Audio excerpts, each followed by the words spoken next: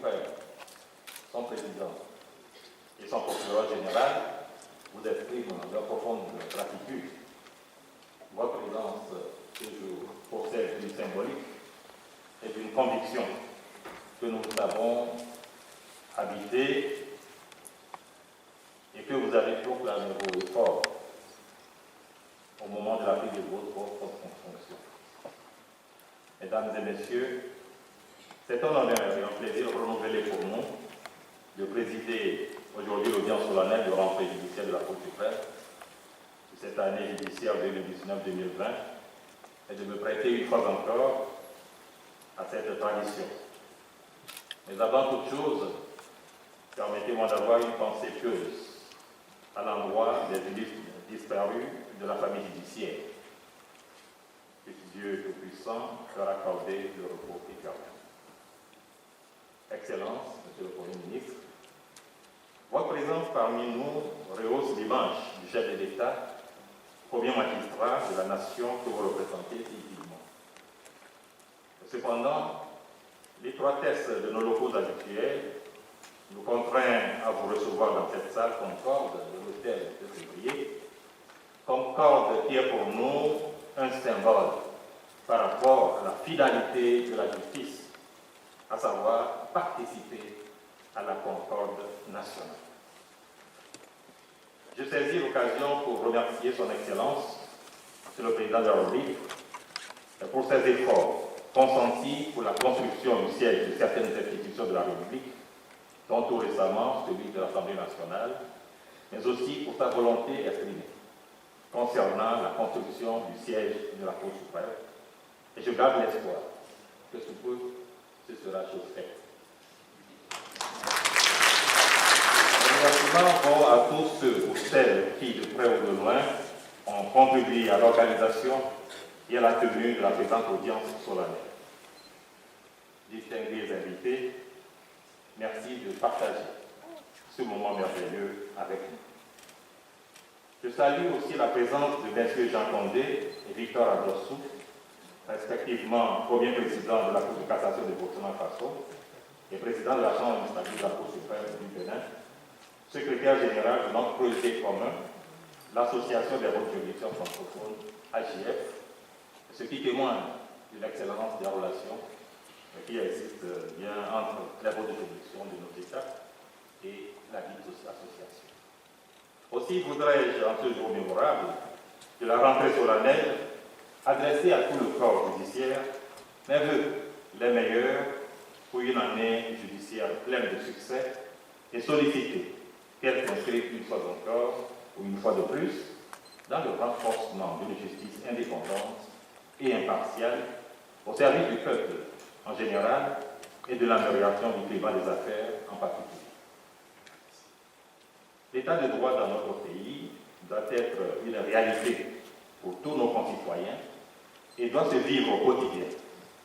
À cet égard, la Cour suprême, plus haute juridiction de droit en matière judiciaire et administrative, est tenue de s'assurer que le droit est bien dit dans le respect des textes de loi en vigueur. Excellence, Monsieur le Premier ministre, Mesdames et Messieurs, la cérémonie de la rentrée solennelle de la Cour suprême, ce jour, nous donne à nouveau l'occasion de partager avec vous nos réflexions sur le rôle et la place de la justice au Togo, une justice devant être en dernier ressort au service de la paix sociale et du développement du pays. Dans cette optique, le thème choisi pour cette rentrée solennelle est intitulé, on vient d'en parler, la gestion des problèmes fonciers par la Cour suprême. L'intérêt d'un tel thème n'est plus à démontrer si nous nous en tenons aux problèmes fonciers auxquels bon nombre de nos concitoyens se trouvent confrontés et le volume des dossiers fonciers auxquels nos cours de tribunaux font face quotidiennement.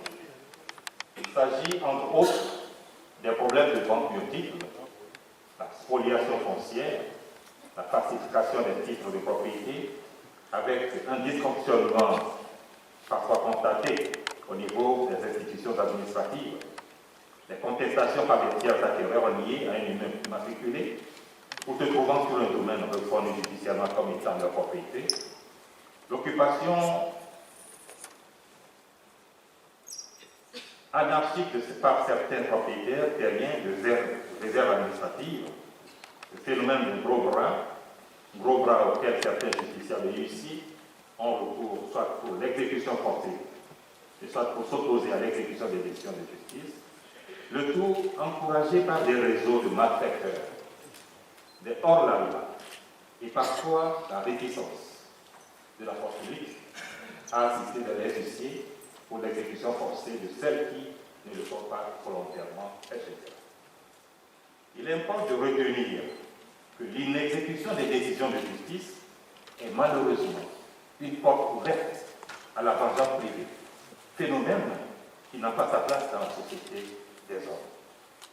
N'oublions pas que désormais, l'entrave à l'exécution des décisions de justice constitue un délit suivant le nouveau code pénal. Pouvoir est donc donné au juge de saisir.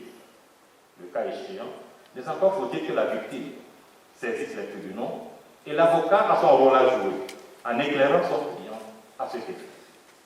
La justice est une chaîne dont aucun maillon ne doit faire vivre. Et c'est là la condition sine qua non pour son efficacité et partant sa crédibilité nécessaire à la paix sociale et au développement. Les difficultés du régime foncier togolais résident aussi dans les textes applicables à la matière.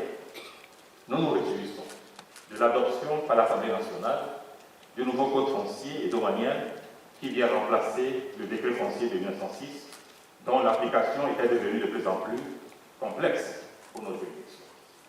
Excellences, Monsieur le Premier ministre, Mesdames et Messieurs, cette avancée heureuse concernant l'amélioration de l'arsenal législatif en matière foncière est à l'actif de votre gouvernement, qui vient de mettre à la disposition de la Cour suprême une cinquantaine d'exemplaires de code foncier et douanial par l'entremise de Madame la ministre de l'Urbanisme et de salue chaleureusement pour la dissémination de cet important texte.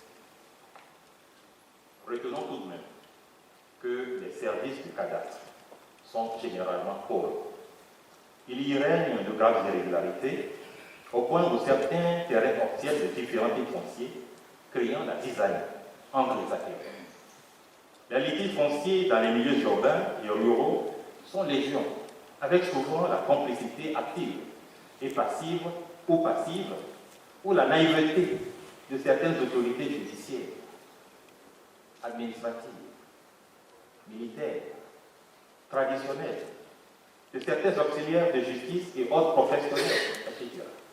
Bref, tout le monde a une part de responsabilité en rapport avec les questions foncières au Togo. Le problème foncier au Togo est profond et la seule adoption du nouveau code foncier douanial ne suffit pas à le régler si ce n'est la responsabilité des pouvoirs publics et de nous tous de prendre la mesure de la gravité de la situation et d'y apporter des solutions appropriées, sinon rigoureuses.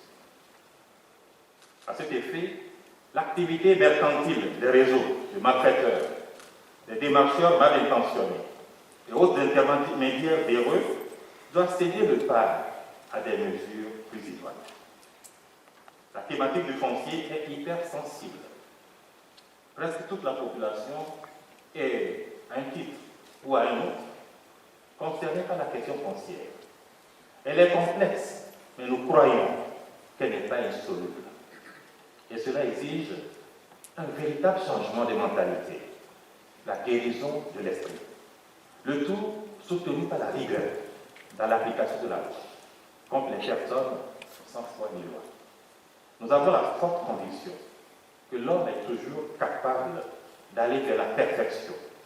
Pour la sécurité foncière, il urge d'éveiller notre conscience collective pour bâtir simplement le bien qui procède de la haute vocation de tout temps. Dorénavant, le propriétaire terrien s'oblige à être honnête en évitant les multiples ventes. Le géomètre doit respecter les règles d'éthique et de déontologie de son métier. Le chef traditionnel doit être la référence incontestable aux côtés d'autres acteurs pour rassurer tout candidat à l'acquisition d'une parcelle de terre. Les officiers ministériels s'imposent des actes qui inspirent confiance à leurs clients et ennoblissent leur profession. Le juge, si nécessaire, s'oblige à effectuer son transport sur un terrain litigieux avec soin, en toute transparence et en toute impartialité. Les témoins et surtout les chefs du milieu doivent faire des témoignages empreints de vérité. Le faux témoignage est punissable. Le juge est également tenu de bien motiver sa décision. Le justiciable qui perd en définitive le procès s'incline devant la décision de justice. La force publique s'oblige à assister sans désemparer l'huissier sur réquisition du ministère public en cas de résistance à l'exécution volontaire. Etc. Chaque acteur doit être à sa tâche, avec la plus grande conscience professionnelle. Le phénomène des gros bras doit disparaître. L'entrave au bon fonctionnement de la justice est une infraction prévue et punie par le nouveau code pénal. Et il incombe à tous les acteurs de bonne volonté de la chaîne judiciaire de mettre en œuvre les dispositions pénales de ce sûreté. Excellence, Monsieur le Premier ministre, Mesdames et Messieurs, la rentrée solennelle de la Cour est aussi traditionnellement l'occasion pour faire le bilan des activités juridictionnelles et extra-juridictionnelles de l'institution durant l'année écoulée, en exposant les réalisations ainsi que les difficultés auxquelles l'institution est confrontée, et aussi de faire la lumière sur les perspectives d'avenir. Ainsi, au chapitre des activités judiciaires, la Cour a enregistré pour la courante l'année judiciaire 2018-2019 525 saisines qui se répartissent ainsi devant les deux chambres de la Cour. Chambre judiciaire. Courant 2018, la Chambre judiciaire a enregistré 198 pourvois. Il a pu traiter 111, donc 111 arrêts avec un taux de règlement de 57%. 2019, la Cour a enregistré pour 167 pourvois et elle a pu rendre 127 arrêts avec un taux de règlement de 17%. Au total, donc, 365 pourvois enregistrés, 238 arrêts et taux de règlement 65,21%. Au niveau de la Chambre administrative, en 2018, elle a été saisie de 15 recours. Elle a pu rendre 7 arrêts avec un taux de règlement de 47%. En 2019, elle a enregistré 145 recours et a rendu 123 arrêts avec un taux de règlement de 85%. Au total, donc, 160 recours enregistrés, 130 arrêts rendus, taux de règlement 82%. Ces données statistiques ne peuvent cependant pas rendre compte de la richesse et de la profondeur du travail judiciaire de la Cour, car par-delà les chiffres, le juge de la Cour contribue à l'évolution de la société et à son développement en même temps qu'il en reçoit les influences. L'inexécution des décisions de justice devenues définitives affaiblit l'institution et ne rend pas compte de l'efficacité du travail fourni par la Cour suprême. Le juge de la Cour suprême est nanti du pouvoir d'apprécier, de reconnaître et de respecter avec justesse et pertinence les droits et le mérite de tout citoyen. C'est pour cette raison qu'il est souhaité que cette haute juridiction, ainsi que le personnel magistrat et administratif qui l'anime, soit doté d'un statut comme le procureur général l'a dit. Excellence, Monsieur le Premier ministre, au nom de tous mes collègues et en mon nom personnel, je vous exprime toute notre reconnaissance pour la disponibilité du chef de l'État à prêter une écoute attentive aux demandes de la haute juridiction. En 2013 déjà, le chef de l'État l'a si bien fait en améliorant les conditions de vie de tous les magistrats, ce qui a conforté le Conseil supérieur de la magistrature, CSM, dans sa politique de moralisation de la magistrature, dont la mise en œuvre est aujourd'hui appréciée par la majorité de nos concitoyens et concitoyennes, et c'est pour nous un soutien très important. Nous partageons avec vous l'idée selon laquelle l'institution judiciaire doit être un miroir fidèle de notre société et la justice doit retrouver son rang. Nous saluons vos efforts. Excellent Monsieur le ministre, le Premier ministre, non seulement pour la mise à disposition de moyens nouveaux et accrus pour assurer son fonctionnement et la mise en place d'un nouvel ordre protocolaire que nous saluons chaleureusement, étant l'œuvre personnel du chef de l'État, car voulant désormais mettre chaque chose à sa place. Mais aussi pour la reconnaissance protégée et garantie de l'indépendance des juges, l'une des sources de leur légitimité et leur pouvoir de se prononcer au nom du peuple togolais. Dans le jeu pacifique et ordonné de nos institutions, l'actualité est quotidiennement traversée par des bruits et des rumeurs autour des juges et de la justice. Dans ce tableau, parfois peu reluisant, que l'on dresse de la justice de notre pays, il faut tout de même reconnaître que le juge est en charge de valeurs essentielles telles que la loi le recommande. L'une de ces valeurs, l'indépendance, est en réalité une lourde responsabilité du juge qui passe par la culture des valeurs d'intégrité, de probité morale, de conscience professionnelle pour que ce qui est juste soit simplement proclamé juste, quelles que soient les pressions éventuelles. Il importe donc que chaque juge comprenne que l'indépendance dont vous êtes le garant, je voudrais parler du chef de l'État, n'est pas une licence à tout faire. Au contraire, l'indépendance du magistrat est exigeante et doit toujours servir la loi, le droit, la justice dans toute sa perfection. Dès lors, si en restant dans les limites de ses pouvoirs et de ses compétences, et ne cédant sur rien de ce qui lui est nécessaire pour remplir sa mission, le juge a la faculté d'écouter et de comprendre, le courage de décider et le talent d'imaginer. Alors il pourra retrouver et conserver toute la confiance de ses concitoyens et celle qu'il se doit à lui-même. Chaque citoyen verra ainsi dans le juge son recours naturel et nécessaire. Et tous, nous y gagnerons en civilisation. Les juges savent bien que, dépourvus de tout mandat électif, ils ne puisent leur légitimité que dans l'exercice digne et loyal des pouvoirs et fonctions qu'un décret de nomination un jour a conféré à chacun d'eux et dans la confiance qui leur est reconnue par ceux qui se présentent devant eux, qui n'ont qu'une seule aspiration, assurer les devoirs qui leur incombent lorsqu'il leur est expressément demandé justice, car ils n'ont pas qualité pour se saisir d'eux-mêmes.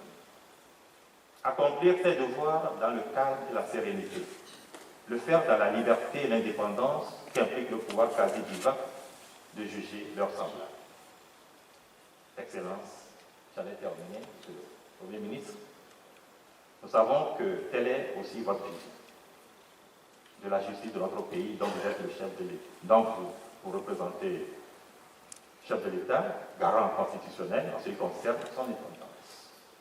Cette indépendance va avec les moyens et l'image qu'on voudra bien lui donner, à commencer par les magistrats eux-mêmes, qui sont une fois encore interpellés sur leur professionnalisme, doublé de leur intégrité, de leur loyauté et de leur dignité au quotidien.